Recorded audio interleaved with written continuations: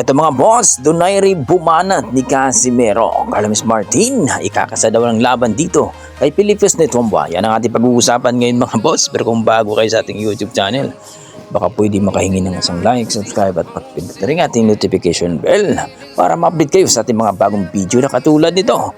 Well mga idol, mainit talaga itong dalawa na si Philippus at itong si Martin. Na kung saan mga idol, itong ating pambato na si Carlos Martin ay rank number 2 ito sa WBO Super Bantamweight Division. Samantalang itong si Philippus Netomba, rank number 9 ito sa WBO Super Bantamweight Division mga idol. So ayon sa ating mga boxing fans, bakit hindi daw itong labanan itong si Philippus Netomba dito kay Carlos Martin? No, para daw makita daw natin kung gaano daw kalupit itong si Carlos Martin. Pero ayon sa tagapagsalita ng kampo ni Carlos Martin na itong si Silver Boys mga boss, na bakit hindi daw mag-offer itong si Philippus Netomba, no? Para makita daw kung talagang totoong naghamon ito, dahil baka sa YouTube lang daw ito naghahamon. Pero ayon sa ating mga boxing fans ay nakita naman daw na talagang hinamon itong si Carlos Martin dito kay Philippus Netomba. So ang tanong dyan, kung nag-offer ba talaga itong si Philippus Netomba? So marami nagsasabi na kung sakali daw talaga na may kasa itong laban ni Philippus Netomba at ni Carlos Martin, ay delikado daw ang ating pambato dito mga boss, dahil talagang makunat pa sa kalabaw itong si Philippus Netomba.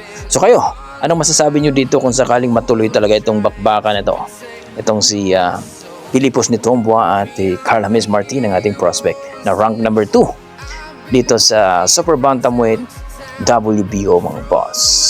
So please comment down below kung ano po ang masasabi dito mga boss. Sa kabilang banda, eto na nga, etong sabi ni Cham Nonito, the legend Donaire mga boss, na itong si Casimero daw, ng ating nag-iisang angas ng Pinas, kung hindi talaga daw ito matikio itong si Luis Pantera Nere, delikado daw talaga ito kung sa desisyon ng kanilang kung umaabot ito sa desisyon ng kanilang laban. Dahil alam naman daw natin na itong si Luis Pantera Nere ay paborito daw ito sa bansang Japan. At nakapagtataka nga boss, itong si Luis Nere bigla na lang daw nagkaroon ng ranking dito sa IBF, no? Rank number 8 na siya sa IBF ngayon.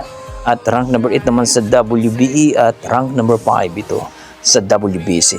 Kaya napakalaking chances daw itong si Cuadrolas Casimero na kapag manalo daw ito, sigurado daw talaga na magkakaroon ito ng ranking dito sa featherweight division mga boss. Kaya naman sabi niya Donaire, ang ating legend mga boss, siguraduhin daw ni Casimero na matikiyo itong si Luis Pantera Nere para sigurado ang kanyang panalo, dahil kung aabot daw ito sa desisyon, delikado daw ang ating nag-iisang angas ng Pinas, dahil alam naman natin na itong si Luis Nere ay paborito daw ito sa bansang Japan.